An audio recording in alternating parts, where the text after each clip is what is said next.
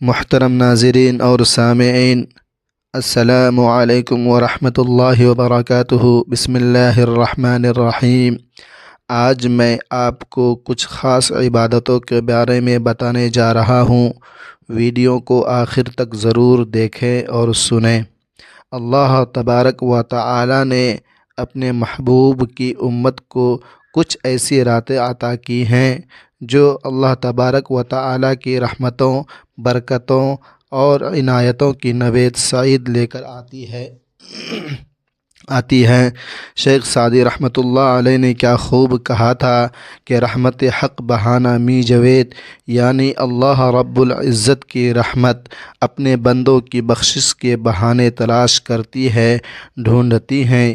یہ عظیم اور بابرکت راتیں اللہ کی رحمتوں کے حصول کے بہانے ہی تو ہیں۔ ان بابرکت راتوں میں سے ایک رات شب برأت ہے۔ شب برأت کا مطلب ہے نجات اور چھٹکارے کی رات۔ چونکہ اس رات میں اللہ تبارک و تعالی کی رحمت سے لاتعداد انسان دوزخ سے نجات اور چھٹکارا حاصل کرتے ہیں، نجات پاتے ہیں۔ اس لیے اس رات کو شب برأت کہا جاتا ہے۔ شب قدر کے بعد یہ رات تمام راتوں سے زیادہ بابرکت اور تمام راتوں سے زیادہ افضل رات ہے۔ امام غزالی مکاشفۃ القلوب میں فرماتے ہیں کہ جس طرح مسلمانوں کے لیے 2 عیدیں ہیں، اسی طرح فرشتوں کے لیے بھی 2 عید کی راتیں آتی ہیں، جن میں سے ایک شب برأت ہے اور دوسری شب قدر ہے۔ بہت سی احادیث مبارکہ میں اس بابرکت رات کی عظمت و فضیلت واضح ہوتی ہے۔ تقریباً 10 صحابہ کرام سے شب برأت کے حوالے سے احادیث مروی ہیں۔ حضرت علی المرتضیٰ رضی اللہ تعالی عنہ سے مروی ہے کہ نبی اکرم صلی اللہ علیہ وآلہ وسلم نے ارشاد فرمایا، جب شعبان کی 15ویں رات آئے تو اس رات میں قیام کیا کرو اور دن کو روزہ رکھا کرو۔ بے شک اللہ تعالی اس رات میں غروب آفتاب سے لے کر طلوع فجر تک، یعنی سورج نکلنے تک آسمانی دنیا پر اپنی شان کے لائق نزول فرماتا ہے اور فرماتا ہے کہ کوئی بخشش طلب کرنے والا ہے اسے بخش دوں، ہے کوئی رزق کا طلبگار کہ اسے رزق دوں، ہے کوئی مصیبت زدہ کہ اسے آرام دوں، ہے کوئی ایسا۔ اللہ تبارک و تعالی یہ اعلان طلوع فجر تک کرتا رہتا ہے۔ سنن ابن ماجہ حدیث نمبر 1388۔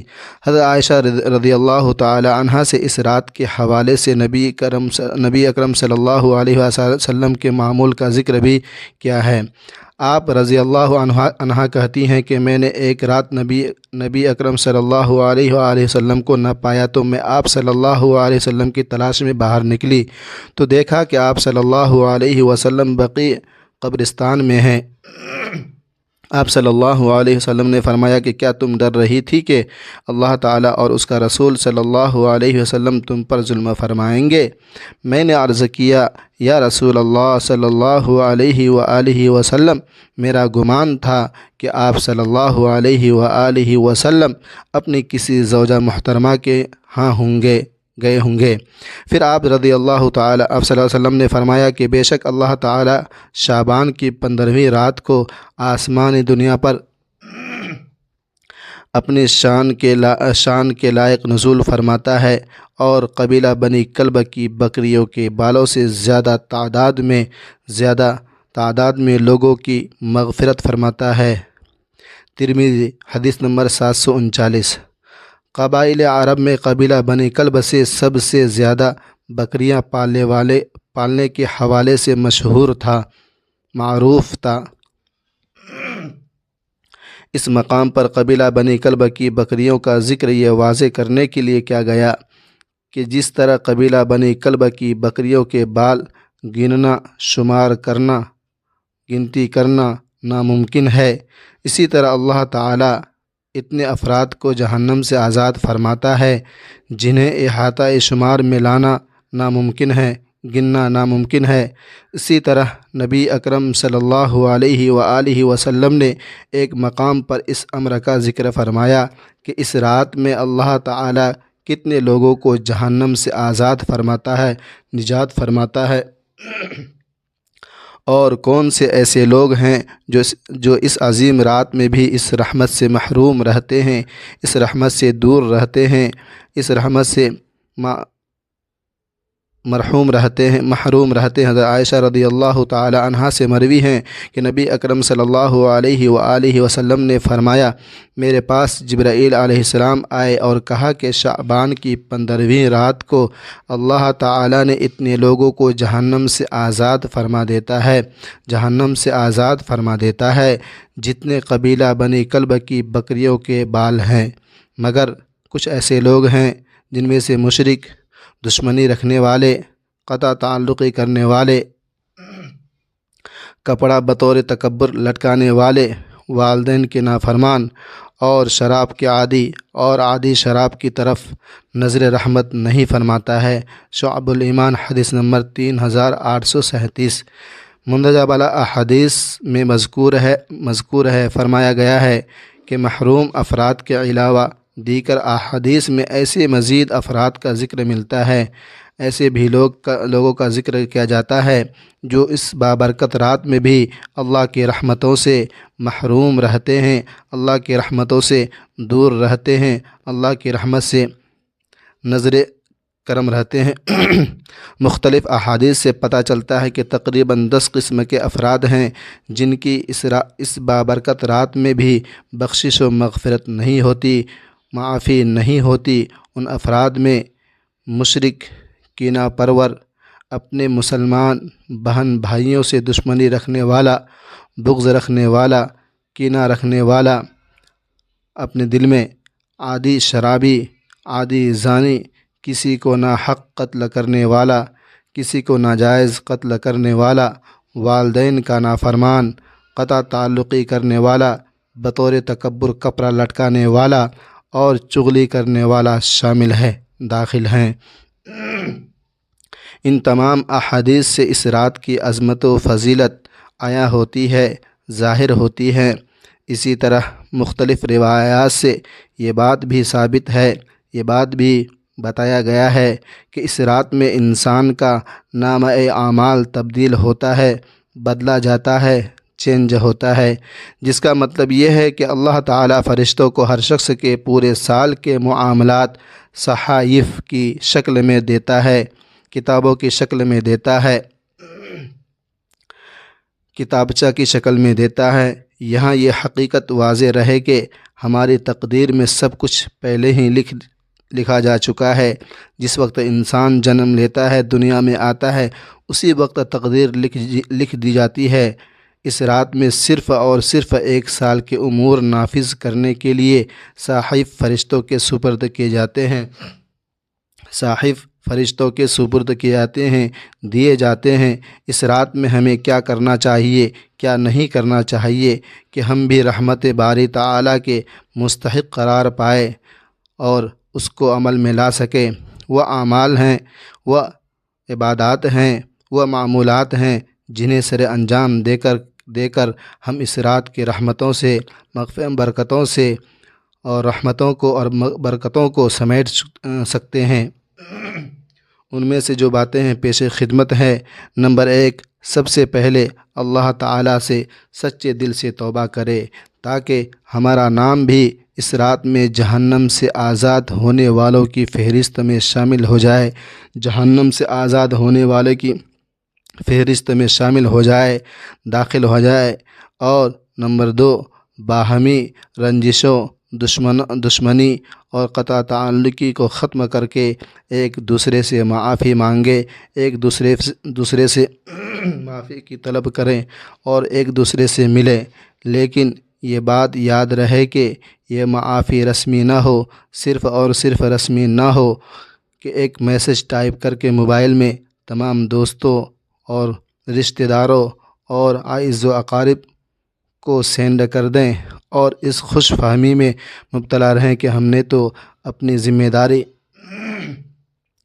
اور اس گمان میں نہ رہیں کہ ہم نے تو اپنی ذمہ داری پوری کر دی ہے اور ہم نے اپنی ذمہ داری کو نبھا دیا ہے، بلکہ کوشش کرے کہ حتی الامکان احساس ندامت کے ساتھ سب سے انفرادی طور پر، سب سے الگ الگ مل کر کے، سب سے جدا جدا مل کر کے اس کا معافی مانگے اور اس رنجش کو ختم کرے اور اس قطع تعلقی کو ختم کرے اور اس دشمنی کو ختم کرے۔ نمبر 3، اپنے والدین سے معافی مانگے اور ان کی خدمت کرنے کا پختہ عہد کرے۔ جن کے والدین اس جہاں فانی سے رخصت ہو چکے ہیں، اس دنیا سے دوسری دنیا منتقل ہو چکے ہیں، اس دنیا سے جا چکے ہیں، رحلت فرما چکے ہیں، وہ ان کے لیے دعائے مغفرت کرے، ان کے لیے ایصال ثواب کرے، ان کے لیے صدقہ جاریہ کرے، ان کے لیے عطیہ کرے اور ان کے لیے بہت ساری دعائیں کریں۔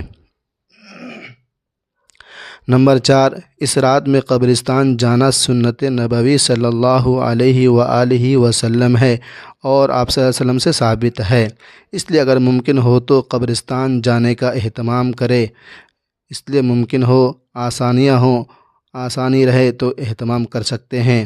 نمبر 5، بقدر وسعت ذکر و اذکار، درود شریف اور تلاوت قرآن کریم کا اہتمام کرے۔ 3 مرتبہ سورہ یاسین اور 7 مرتبہ سورہ دخان پڑھیں اور جتنا ہو سکے اللہ تبارک و تعالیٰ کی اس رات میں عبادات کرے اور نماز پڑھتے رہے۔ نمبر 6، نوافل کی ادائیگی کا اہتمام بھی کرے، قیام اللیل کی نیت سے، یعنی رات میں جاگنے کی نیت سے کم از کم 8 نوافل ضرور ادا کریں، لیکن یہ بات بھی مد نظر رکھیں، یہ بات بھی غور و فکر، اس بات کو بھی اپنے سامنے رکھیں کہ اگر آپ کے ذمے قضا نمازیں ہیں تو ان کی ادائیگی نوافل سے زیادہ ضروری ہے، آپ کے ذمے قضا نمازیں ہیں تو ان کی ادائیگی نوافل سے زیادہ ضروری ہے، ان کو پہلے ادا کیا جائے تب پھر بعد میں نوافل پڑھی جائے۔ اس لیے اگر آپ کے ذمے قضا نمازیں ہیں تو وہ ادا کریں، اس کو پہلے پورا کریں اور اس کو پہلے پڑھیں۔ نمبر 7، نبی اکرم صلی اللہ علیہ وآلہ وسلم کے فرمان مبارک پر عمل کرتے ہوئے 15 شعبان کا روزہ رکھیں۔ نمبر 8، پوری امت مسلمہ کے لیے دعا کریں۔ اس دنیا میں جتنے بھی مسلمان بھائی جا چکے ہیں، چاہے وہ پریشانی کے حال میں ہیں، جو بیمار ہیں، جو مقروض ہیں، جو قرض میں ڈوبے ہوئے ہیں یا کسی پریشانی میں مبتلا ہیں، ان کے لیے دعائے مغفرت کریں۔ منزہ بالا اعمال کریں گے تو اللہ تعالیٰ کی رحمت سے امید ہے کہ ہمارا نام بھی اس رات میں جہنم سے آزاد ہونے والوں میں شامل ہو جائے گا، آزاد ہونے والوں میں شامل ہو جائے گا۔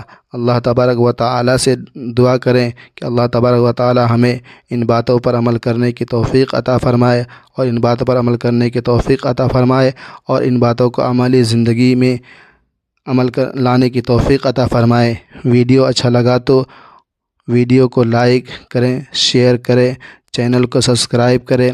تب تک کے لیے مجھے اگلے ویڈیو کے لیے مجھے اجازت دیجیے۔ خدا حافظ۔ اللہ تبارک و تعالی آپ سب کو اپنے حفظ و امان میں رکھے۔ السلام علیکم ورحمۃ اللہ وبرکاتہ۔